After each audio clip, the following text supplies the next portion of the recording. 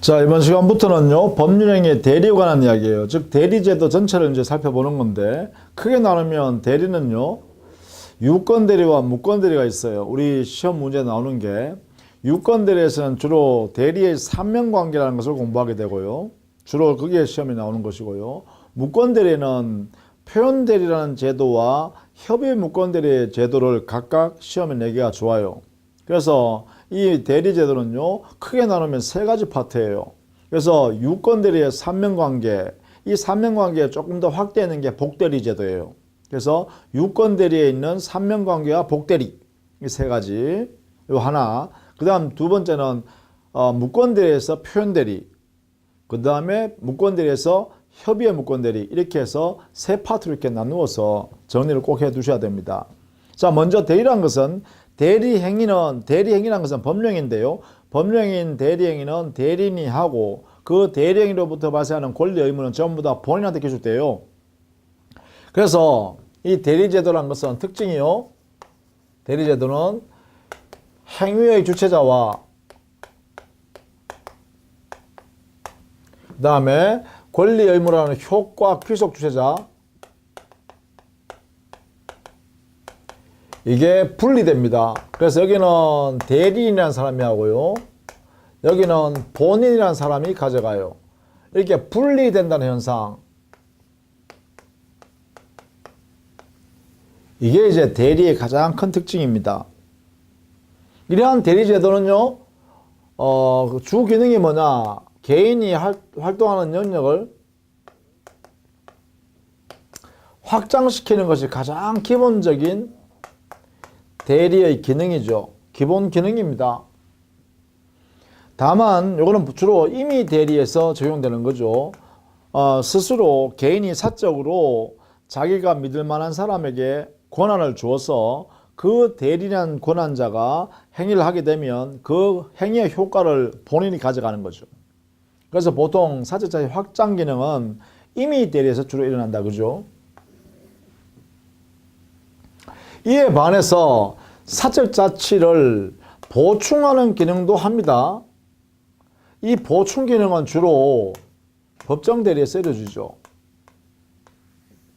즉, 본인이라는 사람이 제한 능력자여서 민법적으로 행위를 자유롭게 할 수 없도록 제한되어 있어요.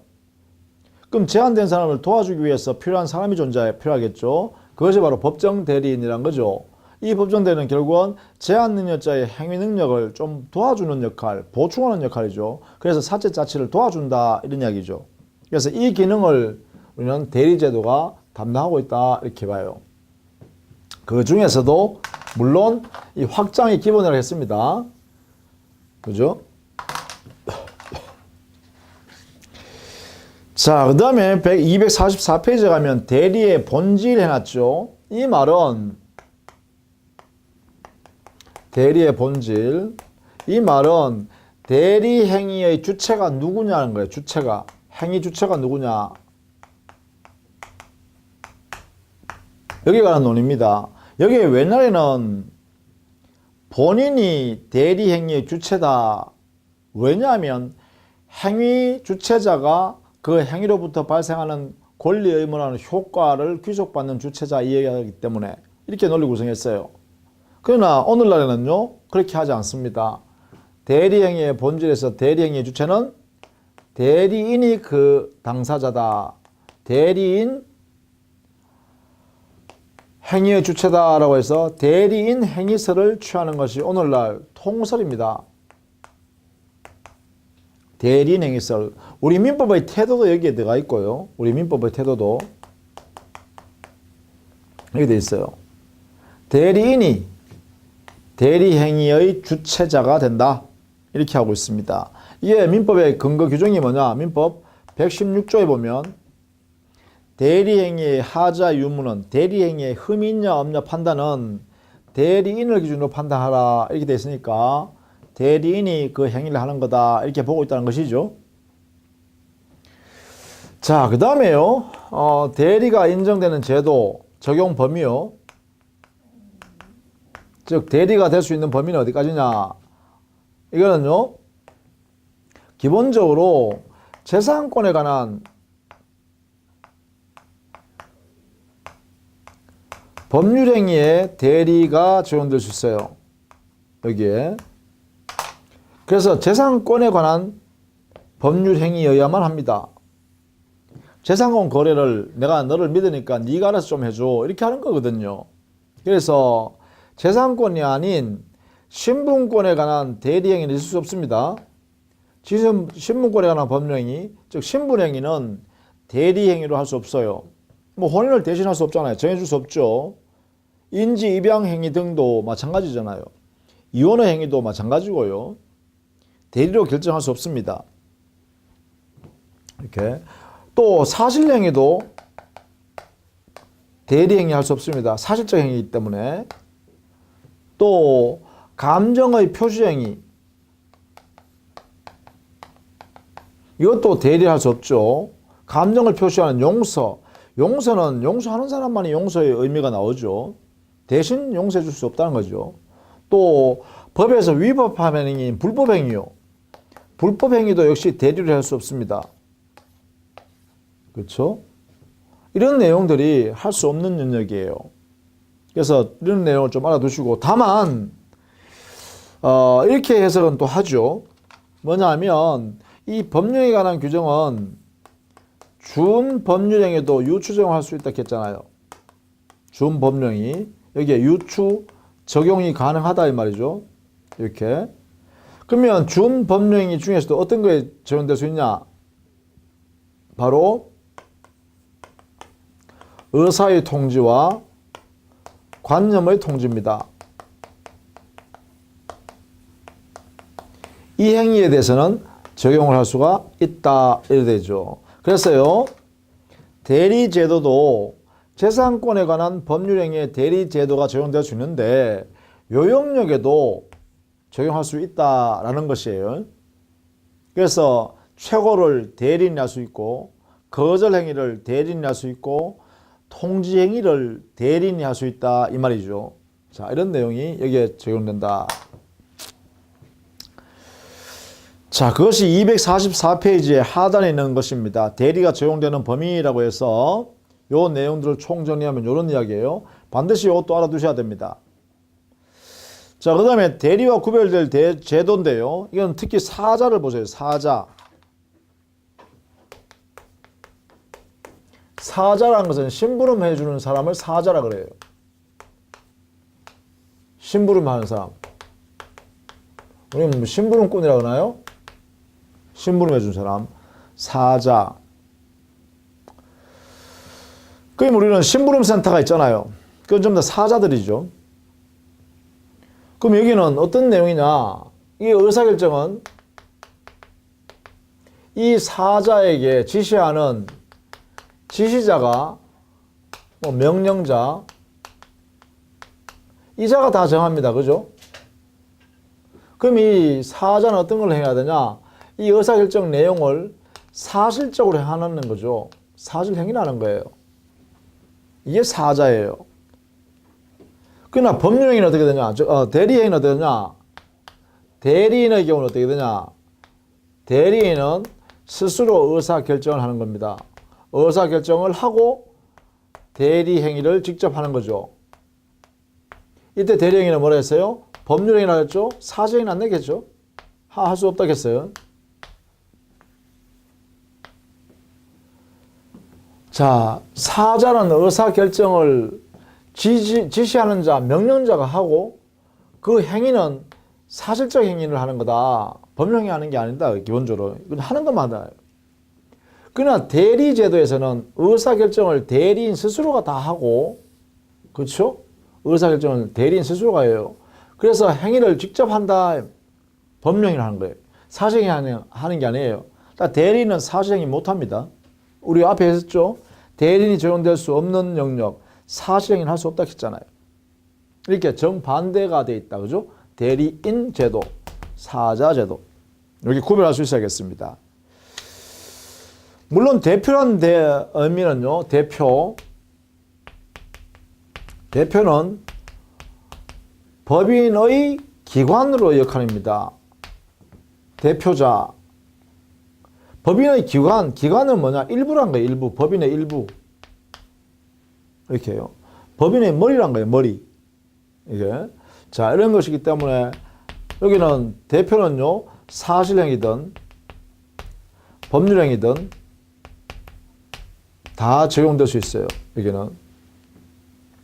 대표하기 위해서요. 그렇게 되겠죠. 자, 그 다음에 대리의 종류죠. 246페이지. 대리의 종류는 판단 기준에 따라서 이름을 달리 부르는 거죠. 예컨대 유권대리, 무권대리라고 하는 것은 대리인에게 대리권이 있느냐 없느냐에 따라서 유권대리, 무권대리 그래요. 대리권이 있는 상태면 유권대리라 그러고 대리권이 없는 상태면 무권대리라 합니다. 그 다음에 임의대리, 법정대리란 것은 대리권의 발생 원인입니다. 대리권 발생 근거, 원인. 근거를 가지고 보면, 자, 법정대리라는 것은 그건 뭐냐? 여기는 대리권이 발생이 법률 규정에서 대리권 부여해 놨죠. 그럼 임의대리라는 것은 뭐냐? 임의대리라는 것은 법률 규정이 아니라 개인의 의사에서 대리권이 부여되어지겠죠. 이때 개인이, 우리는 이 개인을 뭐라고 하냐면 본인이라 그래요. 여기는 법률 규정이고요. 이렇게 해서 이름을 붙인다라는 거예요. 이때 본인의 의사에서 대리권이 부여된다. 대리권 부여되어지는 행위는 뭐냐? 이걸 우리는 수권 행위라고 해요. 그래서 임의대리는 본인의 수권 행위죠. 본인의 수권 행위에 의해서 대리권이 부여되어지면 그 사람을 우리는 임의대리인이라고 한단 말이에요. 임의대리. 자, 임의대리. 수권행위. 수권행위로부터 본인이 수권행위를 하면 그러면 대리권이 발생해서 임의대리인이 된다. 이렇게 하면 되겠죠? 그 다음에 3번에 능동대리, 수동대리 있잖아요. 뭐 적극대리 또는 소극대리를 하는데 이 능동대리라는 것은 직접적으로 대리행위를 하는 것이고요. 수동대리라는 것은 상대방이 해오는 것을 대리인장에서 받는 거예요, 그냥. 그래서 여기서 일반적으로 능동대리 할 수 있다 그러면 수동대리도 당연히 있다고 해야겠죠. 즉, 능동대리 안에는 이 안에는 수동대리 할 수 있는 것도 포함되어 있다. 이렇게 해서 하는 거죠, 뭐. 일반적으로, 그죠? 일반적으로 다 이런 이야기입니다. 그 다음에 대리의 삼명관계. 자, 이게 이제 알아두셔야 돼요. 대리제도가 적용되면 대리에는 삼명관계를 만들어냅니다. 삼명관계. 이게 발생해요. 생긴다. 어떻게 생기냐면 이렇게 됩니다. 반드시 여러분은 이걸 알아두셔야 돼요. 자, 이게 갑이라는 사람이요. 자기 소유 토지를 처분하려고 보니까 자기는 잘 모르겠고 제일 잘 아는 사람이 그 토지 주변에 그 동네에 살고 있는 자기 제일 친한 친구 을이 있어요. 을이라는 사람한테 이 토지를 처분해야 할 필요성이 있으니까 갑이 아이고 A 토지 처분해야겠다. 을한테 부탁하는 거죠. 네가 좀 알아서 좀 잘 처분해줘. 처분할 수 있는 권한을 주는 거죠. 처분권을 수여하는 거죠. 수여. 그러니까 을이 그러면 그 대리권이란 이 처분권을 수여받아서 그 토지를 살려는 병을 만나가지고 이렇게 A 토지 매매 계약을 이렇게 체결한단 말이에요. 그래서 토지가 10억 정도 가니까 10억에 이렇게 매매 계약 한다고요. 이게 되면 이 갑이 자기 소유권을 얘한테 넘겨주는 거잖아요. 그래서 이렇게 권리 의무 관계가요. 매매 계약으로부터 발생하는 여기 있어요. 여기서 발생하는 권리나 의무라는 것은 이렇게 본인 이 갑이라는 사람하고 거래한 병이라는 사람 사이에 이렇게 귀속한다는 거예요. 권리 의무가. 자, 이때 우리는 대리제도가 이렇게 적용되면 대리제도 적용되면 3면이 생긴다. 하나, 둘, 셋. 자, 이때요. 권리를 가져가는 사람, 이 사람을 뭐냐? 본인이라 그래요. 본인으로부터 처분을 받은 사람, 이 사람은 뭐냐? 대리인이라 그래요. 대리인과 거래하는 이 병, 이 사람을 뭐냐? 상대방이라고 이렇게 칭해요. 그래서 이 삼명관계가 발생해요. 하나는 뭐냐? 여기는 본인과 대리인 사이, 이 두 사람 사이 관계를 뭐라 그러냐? 이 관계로는 대리권 관계라 그래요. 대리권이 만들어지는 관계죠. 그 다음에 대리인과 상대방 사이 이 A 매매 계약 했죠. 이걸 뭐라 그러냐? 이걸 대리 행위 관계라 그래요. 대리 행위라는 법령의 관계다 이 말이죠. 이 대리 행위로부터 발생하는 이 권리 의무 관계를 뭐라 그러냐? 이걸 우리는 대리 제도에부터 대리 행위로부터 발생하는 법률 효과다 해서 대리 효과 관계라 그래요. 대리 효과는 누구와 누구 사이예요? 본인과 상대방 사이에 이렇게 직접 발생한다는 거죠. 그래서 여기는 대리 행위 관계, 여기는 대리 효과 관계 이렇게 되는 거죠. 그러면 삼명 관계는 이렇게 되겠죠. 대리권 관계와 대리 행위 관계와 대리 효과 관계가 생긴다 이렇게 되겠죠. 대리 행위 관계는 대리권 관계는 본인과 대리인 사이에 발생하는 거고, 대리 행위 관계는 대리인과 상대방 사이에 발생하는 관계고, 대리 효과 관계는 본인과 상대방 사이에 발생하는 관계죠. 이 관계를 뭐라 그러냐? 삼명관계다라고 하는 거예요.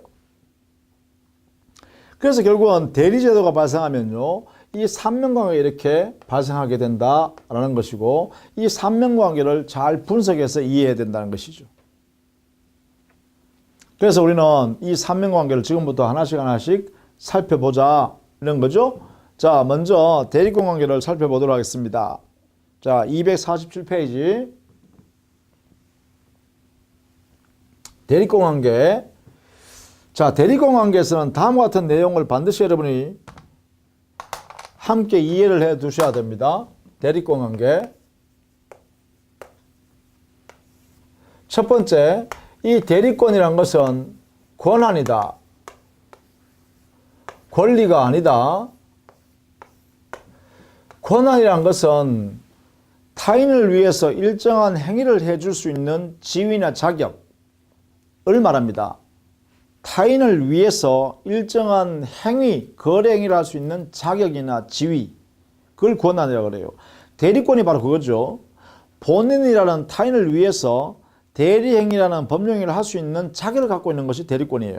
따라서 권리가 아니에요. 즉 권리라 그러면 그 권리를 가지고 있는 사람이 바로 이득을 취할 수 있는 지위에 있는 거 아니에요. 그런데 이 권한을 가지고 있는 대리권자는 대리인이죠. 대리권을 가지고 있는 사람은 자기 스스로 대리행위를 통해서 자기가 권리를 취득할 수 없단 말이에요. 그러면 남용이 돼버린단 말이에요. 그래서 여기에 대리권이라는 것은 권한이지 권리는 아니다라는 거 꼭 알아두셔야겠어요. 자, 두 번째. 자, 이 대리권의 발생 원인, 발생 근거를 알아두셔야 되겠죠. 세 번째, 이 대리권을 발생했으면 대리권의 범위는 어디까지인가를 알아두셔야 돼요.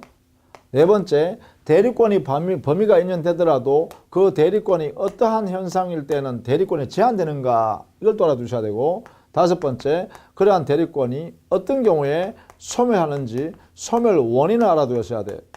소멸 이유 또는 소멸 사유.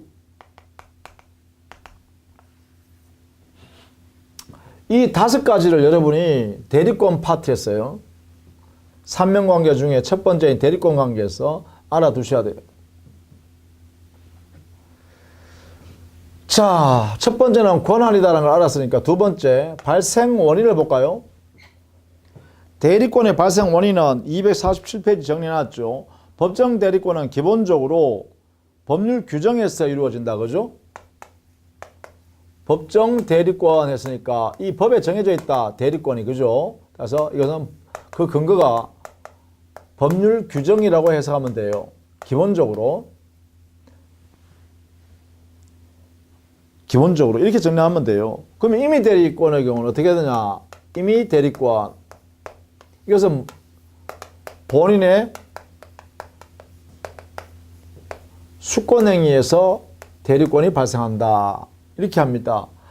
본인이 정하여 권한을 수여하면 그 행위에 의해서 대리권이 발생합니다. 이걸 본인의 수권행위라 그래요. 자, 이 본인의 수권행위라는 말은 반드시 알아두셔야 됩니다. 본인이 하는 수권행위. 이걸 통해서 임의 대리권이 발생한다. 수권행위는 준다. 대리권을 준다. 그 행위다. 그죠? 그러면 이 내용대로 하면 대리권을 수여하는 법률행위라는 뜻입니다. 따라서 이 행위란 것은 바로 법률행위인데요. 법률행위. 그러면 법률행위는 단독행위, 계약, 합동행위 중에 뭐냐라고 보면 본인의 의사 한계에 의해서 만들어지는 행위거든요. 그러면 이 법률행위는 단독행위겠죠. 따라서 여기에 있는 수권행위는 단독행위입니다. 자, 이 단독행위는 상대방 있고 상대방 없고 두 가지 형태 있는데 여기는 보다시피요. 여기에 본인에 의하여 대리권을 수여받는 사람이 그 상대방이 존재하고 있죠. 따라서 대리인이 그 수권행위를 통해서 본인이 수권행위 하면 을이 받아줘야 대리권이 발생하죠. 그래서 여기는 상대방 있는 단독행위다. 이렇게 해석해야겠다. 그죠? 수권행위의 성질은 상대방 있는 단독행위다. 이런 이야기예요. 본인의 의사 한계에 의해서 이루어지는 단독행위지만 그 본인의 의사를 상대방이 수령해줘야, 받아들여줘야, 그래야 대리권이 발생한다 라는 의미에서 상대방 있는 단독행위의 성격이 바로 수권행위 성질이다. 그러나 이 수권행위 방식은 제한이 없습니다. 왜? 법령이니까 무제한이죠. 무제한. 방식에 있어서는 무제한이다. 그러니까 대리권 수여하는 방식은 뭐 말로 이렇게 글로 이렇게 써가지고 위임장 형태로 이렇게 대리권 수여하는 경우도 있고 말로 대리권 줄 수도 있어요. 야, 니 내 대신에 그냥 A 토지 좀 처분해주라. 이것도 대리권 수여예요. 그래서 방식은 제한이 없다라는 것입니다. 자, 이렇게 되겠다. 자, 수권행위의 내용 248페이지 가시면 정리되어 있습니다. 248페이지에 양갈 1번 수권행위의 법적 성질은 그래요. 원칙적으로 상대방 수령을 요하는 단독행위다. 뭐 이렇게 할 수도 있고 상대방 있는 단독행위다. 이렇게 할 수도 있고 제한이 없습니다. 이거요. 상대방 있는 단독행위다. 수권행위 성질입니다. 그 수권행위 방식과 방식에 대해서는 아무런 제한이 없죠. 248페이지 제일 밑에 양갈로 5번에 수권행위 상대방은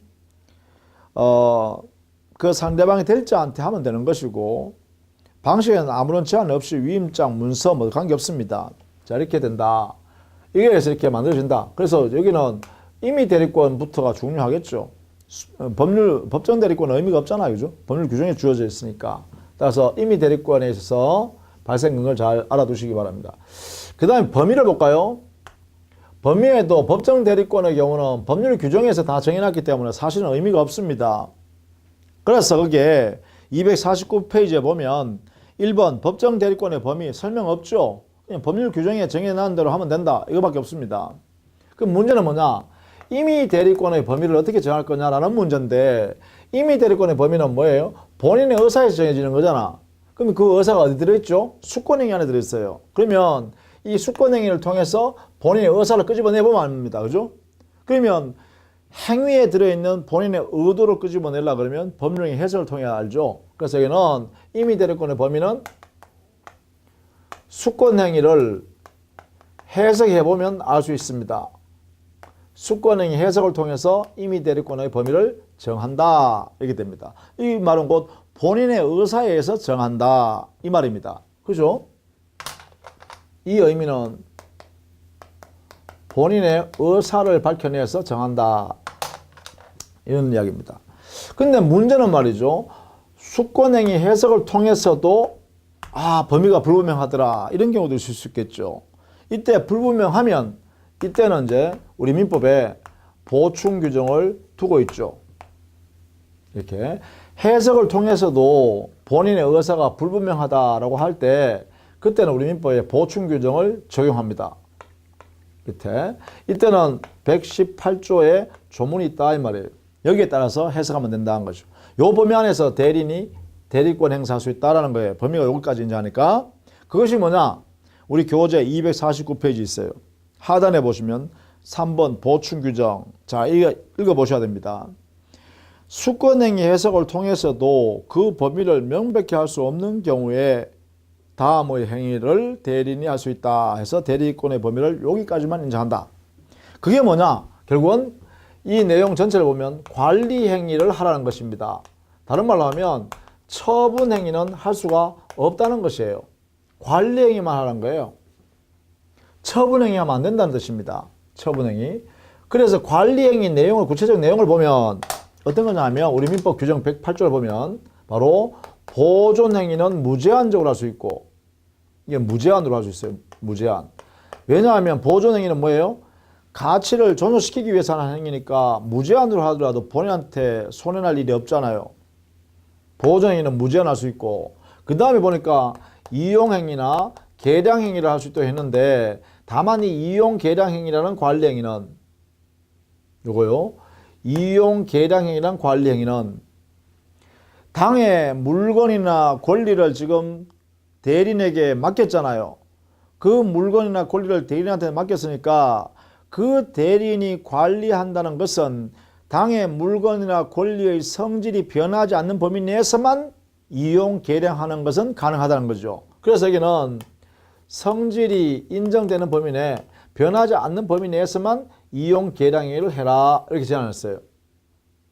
제안해놨어요. 그죠? 그래서 보존 이용 계량 행위를 할 수 있는데 이 보존 이용 계량 행위를 뭐라 한다? 그래 관리 행위라 그래요. 이러한 관리 행위 할 수 있는데 보존 행위는 무제한으로 그러나 이용 계량 행위는 성질이 변하지 않는 범위 내에서만 할 수 있도록 이렇게 제안해놨다는 거예요.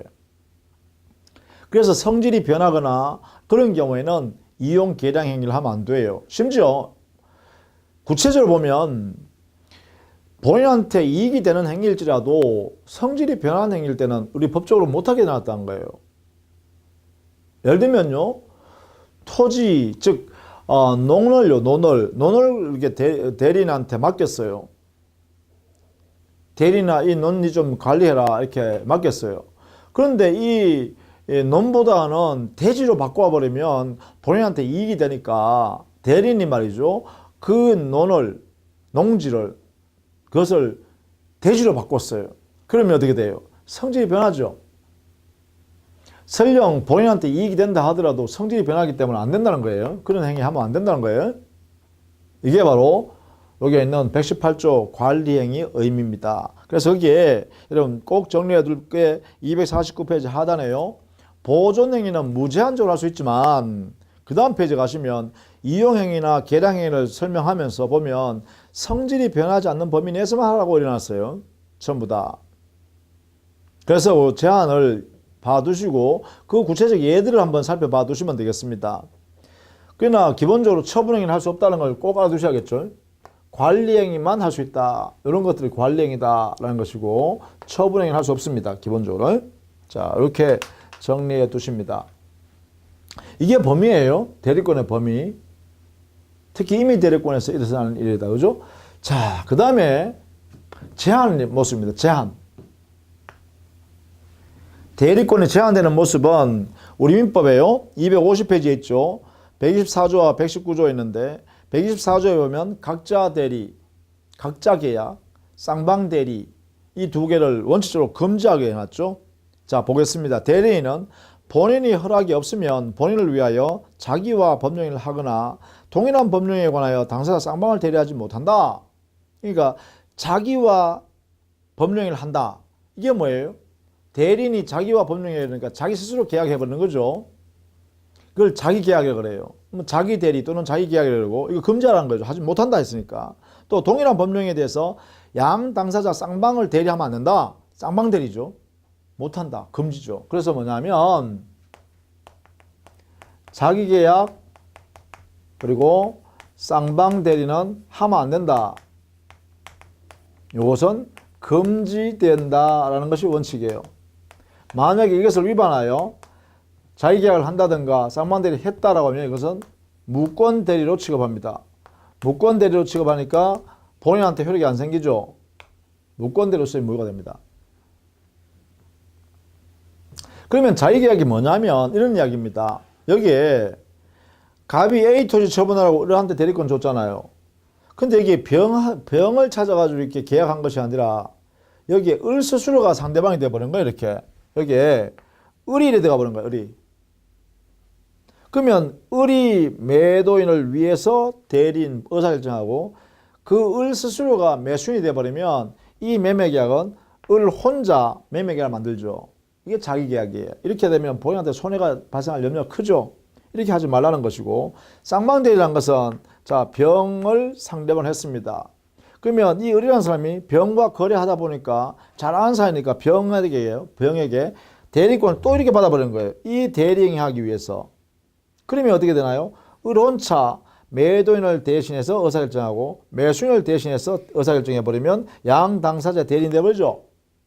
그럼 이때는 뭐예요? 을이 마음대로 이 매매계약을 체결한다. 그죠? 역시 이때도 마찬가지. 본인 갑병 중에 누군가가 손해볼 염려가 크죠. 그래서 이런 행위를 하지 못하게 한다. 쌍방대리 금지라는 것입니다. 자, 자기계약 쌍방대리 금지라는 것은 왜 금지시키냐? 그래요. 이유는 본인에게 손해가 발생할 염려가 크기 때문에 그래야 돼요. 크기 때문에. 본인 손해 발생할 염려가 너무 크기 때문에 자기계약 쌍방대리 하지 마라 이렇게 한 거예요. 금지 원칙이다. 다만 여기에 허용하는 예외가 있죠. 허용 예외가 있어요. 예외적으로 허용하는 경우가 있어요. 어떤 경우나 본인한테 손해가 발생할 염려가 없는 경우, 예를 들면 본인이 허락했거나 본인이 허락해버리면 본인 스스로가 야 네가 사도 좋다 이렇게 해버린 거잖아요. 문제 안 되죠. 두 번째요. 채무 이행이에요. 자, 채무라는 것은 이미 확정된 내용 아닙니까? 그래서 이미 확정된 채무 그대로 이행하는 행위는 자기계약을 하든 쌍방대리 하든 본인한테 손해 발생할 염려가 없죠. 이런 경우에는 허용한다라는 것이에요. 허용한다. 다만 이때 채무는 확정되고 다툼이 없고 변적이 도래한 그 내용 그대로 이행하는 것을 말합니다. 뭐 대물 변제한다든가 경계를 바꾼다든가 내용을 바꾼다든가 이런 게 안 된다는 거예요. 또 다툼이 있다 이래도 안 돼요. 자, 이런 내용으로 거기에 정리되어 있습니다. 자, 그래서요 251페이지 가면 양갈로 2번 자기계약 쌍방대리 허용되는 예외, 동그라미 1번 본인이 허락하거나 동그라미 2번 채무의 이행인 경우에 가능하다. 그 다음에 제일 밑에 위반의 효과는 자기계약 쌍방대리 금지를 했음에도 불구하고 위반해서 했다면 그때는 무권대리로 취급해서 무효가 된다. 본인 책임 안 진다는 것입니다. 이 무효라는 의미는 본인 무책, 본인 책임 안 진다라는 뜻이에요. 이게 자기계약 쌍방대리 금지 원칙입니다. 자, 그 다음에 하나가 뭐냐면 공동대리라는 제도입니다. 공동대리라는 제도는 대리인에게 본인에게 대리인이 수인이 있는데 여러 사람이 있어요. 수인. 대리인이 여러 사람이 있을 때 원래는 각자 대리가 원칙입니다. 아무 말이 없으면 그 여러 사람의 대리인이 본인을 각자 대리하면 돼요. 이걸 우리는 각자 대리 원칙이라고 그래요. 근데 만약에 법률 규정이나 아니면 본인의 의사에 의해서 함께 공동으로 대리권 행사라고 묶어버리면 이때는 공동대리로 바뀐다는 겁니다. 각자 대리 원칙이.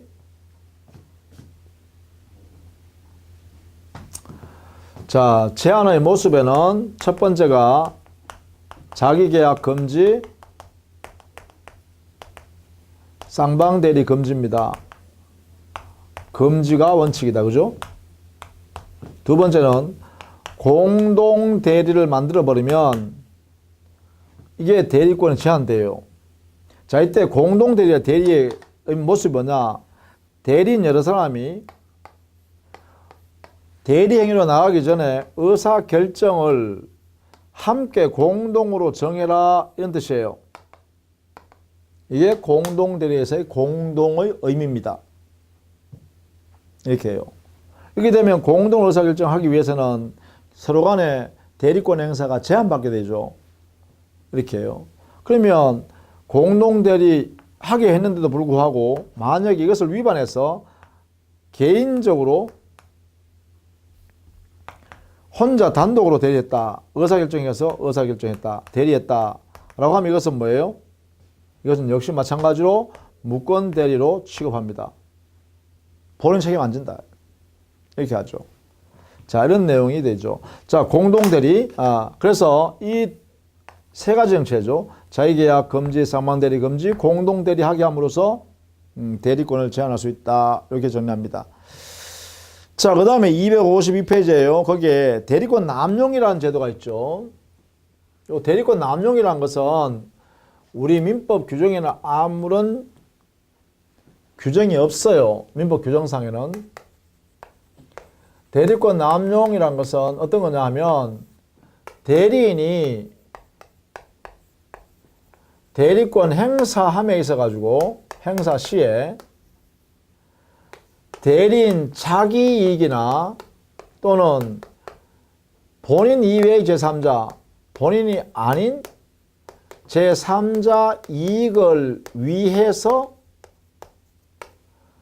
대리권을 행사하는 거예요. 그러니까 예를 들면 본인한테는 손해가 발생하겠죠. 자, 이런 경우입니다. 대리인이 대리권 범위 내에서 대리권 행사하는데 대리인 자기의 이익을 도모하거나 또는 제3자 이익을 도모하기 위해서 대리권을 행사하더라 이 말이에요.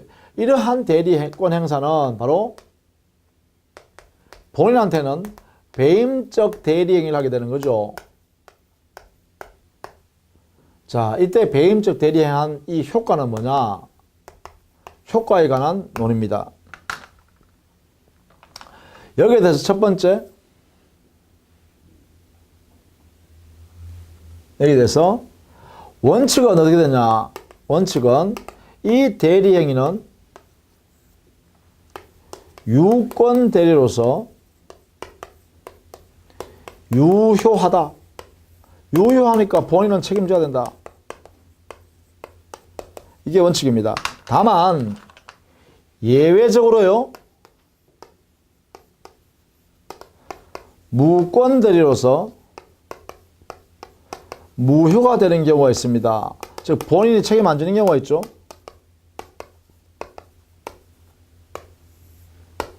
자, 이게 언제 그러면 무권 대리가 되냐? 이때는요. 이 대리행위의 상대방이 배임적 대리행위를 한다는 사실을 알았거나 악이 또는 알 수 있었다 라고 하는 사유가 있다면 이때는 무권 대리로 취급합니다. 이런 상태가 되면. 자, 배임적 대리행위에서 대리행위에 있어서의 상대방이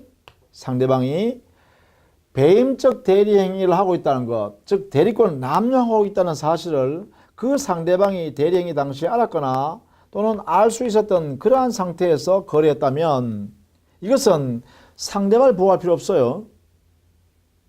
오로지 누굴 보호해야 돼? 그래요. 이때는 오히려 본인의 재산을 보호할 필요가 있죠. 그래서 이때는 무권 대리로서 무효로 취급해버린다. 자, 이때 무효의 근거 기준은 이런 상태에서 무효로 취급하는 근거는 뭐냐? 이게 판례는요.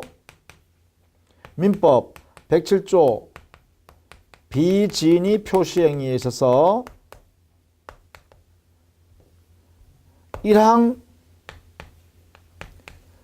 단서 이 규정을 여기다가 유추해서 적용하자 이렇게 하고 있습니다. 요 규정을 여러분이 알아두셔야겠네요. 요 판례 태도. 107조 비진의 표시의 단서 1항 단서 이게 뭐예요? 비진의 표시한 사실을 상대방이 알았거나 알 수 있는 경우 요거죠. 요런 사유가 있으면 유추 적용해서 요것을 적용하겠다라는 것입니다. 이렇게. 요거는 언제예요? 예외의 현상일 때만. 예외는 어떤 데 적용돼요? 이럴 때만 예외 적용되는 거야. 요 배임적 대리행위에 있어서 대리행위의 상대방이 알았거나 알 수 있는 상태로 거래했다면 그때만 무권대로 취급해서 무효로 되고 나머지는 원칙은 뭐예요? 유효한 행위로 해결했다는 거예요.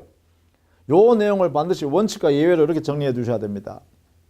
이게요. 이게 바로 대리권 남용. 따라서 대리권 남용이 있을 때는 원칙적으로는 효과는 뭐예요? 유효다. 권리 의무 관계가 그대로 발생합니다. 이렇게 정리하시면 돼요. 253페이지에 거기에 대리권 남용의 요건은 배임적 대리행위가 있을 거 되놨죠. 그 다음에 대리권 남용의 효과 밑에 보시면 학설과 판례가 있는데 학설은 107조 1항 단서 유추적용설도 있지만 신의칙설도 있고 대리권 부인설도 있고 여러 가지 견해가 있어요. 그러나 판례가 중요하다. 밑에 거기에 보면 우리 판례는 주류적 판례가 107조 1항 단서 유추적용설에 의하여 비진입 표시를 한 당사자에 있어서 그 표시를 받은 상대방이 비진입 표시한 사실을 알았거나 알 수 있을 때는 무효다라는 이 규정을 여기다 유추 적용한다라는 것입니다. 이게 우리 판례의 주류적 견해다라는 것이에요. 자, 그 다음에 여기에 대리권의 소멸 원인, 사유를 보시면 여기서 민법에 법정되어 있습니다. 그 사유가 법정 사유로 정해놨어요. 그래서 법에 정한 사유를 여러분은 암기를 해 두셔야겠어요. 그것이 127조와 128조의 명문으로 이렇게 규정해놨죠. 즉 127조에서는 법정 대리권, 임의 대리권 공통적으로 소멸 사유를 정해놨는데 거기 보면 네 가지죠. 본인이 사망하거나 대리인이 사망하거나 대리인이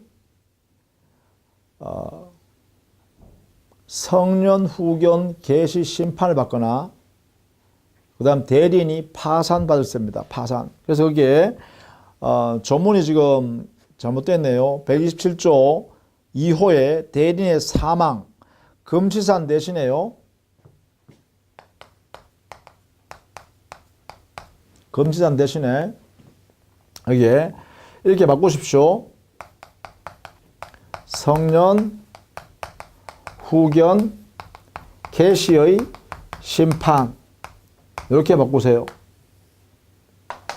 성년 후견 개시의 심판 그리고 파산 이렇게요. 요것은 요 네 가지요. 본인 사망을 합치면 네 가지죠. 이 네 가지는 법정 대리권이든 임의 대리권이든 모두 공통적으로 소멸해 버립니다.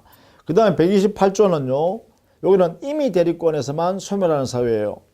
128조는 임의 대리권만 그게 특유의 소멸 사유라고 그러는데 임의 대리권 소멸 사유는 뭐냐? 그 위에 있는 127조 네 가지 사유 외에도 두 가지가 더 추가된다는 거예요. 그 첫 번째가 뭐냐면 원인된 법률관계 종료하거나 두 번째 수권행위 철회하는 경우입니다. 원인된 법률관계가 종료하거나 수권행위를 철회할 때 임의 대리권이 소멸한다라는 것이에요. 자, 보통 임의 대리권을 한번 볼까요? 자, 임의 대리권의 경우는요, 이런 경우라는 것입니다. 자, 보통 갑이란 본인이 자기 토지를 A 토지를 처분하기 위해서 소유권 처분하기 위해서 을한테 바로 대리권 수여하는 게 아니라 절친한 친구, 잘하는 친구한테 어떻게 하냐면 먼저 부탁을 하죠. 야, 내가 A 토지를 처분할 일이 있는데 이 사무 처리를 네가 좀 처리해 줄래? 내가 너 믿으니까. 그 대신에 내가 이 사무 처리 토지를 잘 처분해 주면 내 보수를 내가 너한테 500만 원 주겠다. 그러니까 을이 그래서 알았어 내가 해줄게 이렇게 해줘. 이게 뭐예요? 이게 바로 위임계약이에요. 일 처리에 관하여 사무 처리에 관하여 약속하는 걸 위임계약을 해요. 그래서 보수약정도 했죠. 500만 원 지급하기로 그죠? 자, 그러면 이제 이 일을 처리하기 위해서 수임인은 을이요. 수임인은 A 토지를 처분할 수 있는 권한을 가져와야죠. 권한을 가져와야 다른 사람한테 보여주면서 내가 A 토지를 내가 처분할 수 있는 권한이 내한테 있다라고 표현할 거 아니에요. 그래서 이때 이제 수권행위를 하는 거예요. 수권행위. 대리권을 수여하는 거죠. 이렇게 처분의 대리권을 수권행위라는 거죠. 그럼 이때 병이 드디어 이 수권행위를 통해서 대리권을 받았으니까 대리인이 되고 이 대리권을 받아서 상대방 병과 이렇게 A 토지 매매 계약을 이렇게 대리행위를 한다는 거죠. 그러면 법률효과는 여기 소유권이 이렇게 넘겨줄 의무가 생기고 대금 여기에 10억의 대금을 이렇게 지급할 의무가 생기는 거죠. 이게 효과예요. 이렇게. 그렇죠. 대리효과. 자, 그래서 여기에 위임 계약을 통해서 수권행위 한다. 그러면 이때 이름을요, 요 위임 계약에 해당되는 요거요. 즉, 수권행위를 하게 된 요 원인이죠, 원인. 수권행위, 대리권 수여한 이유가 뭐냐? 내 대신에 네가 처리해라 라고 대리권 수여한 이유는 이를 맡겼기 때문에, 이 약정이 되었기 때문에 수권행위를 하는 거잖아. 여기에 들어가는 요걸 뭐라 그러냐? 수권행위를 하게 된 원인이 된 법률관계다 이 말이에요. 그럼 여기서는 갑과 을 사이는 원인된 법률관계가 바로 위임계약이 되겠죠. 위임계약이 원인된 법률관계 될 겁니다. 이것 때문에 수권행위 하죠. 이게 대리권 수여하는 행위예요. 이미 대리권의 발생 원인이 이거 아닙니까? 그죠? 그래서 뭐냐면 이 원인된 법률관계가 종료가 되거나 이게 종료돼 버리면 대리권 줄 필요 없죠. 소멸해야죠. 또 위임계약이 그대로 존속하더라도 이 수권행위만 철회해 버릴 수 있죠. 철회, 거둬들일 수 있어요. 그래 되면 이 사유와 이 사유가 이거는 임의 대리에서만 존재할 수 있는 요 임의 대리인이잖아요. 의리 그죠? 임의 대리에서만 존재할 수 있는 그러한 대리권 소멸 사유다 이 말이에요. 이게 종료되거나 이게 철회돼 버리면 대리권 소멸한다. 자, 요거는 여러분이 그 내용대로 정리를 해 두시면 되겠습니다.